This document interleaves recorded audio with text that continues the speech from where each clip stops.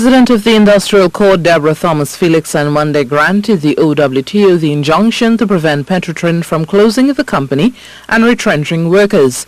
In her judgment, Ms. Thomas Felix said the order to grant the union the injunction is without prejudice to the union and the company.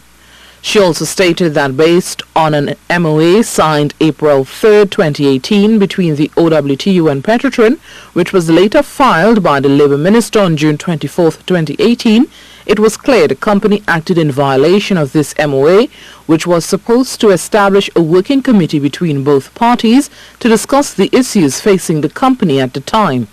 This, she stated, was never done, and no evidence of any meetings or consultations between the OWTU and Petrotrin was submitted to the court in accordance with the details of the MOA, thus the premise for her judgment. This prompted attorney for Petrotrin, Reginald Armour, to request a stay on the judgment, but it was denied. Eventually, Mr. Armour said his client would appeal the decision and stated the appeal is not a frivolous appeal but is necessary as the court has erred in law. The state will file this appeal on the 9th of October at 4 p.m. After the matter, OWTU leader Ansel Roger said the judgment was a victory for workers.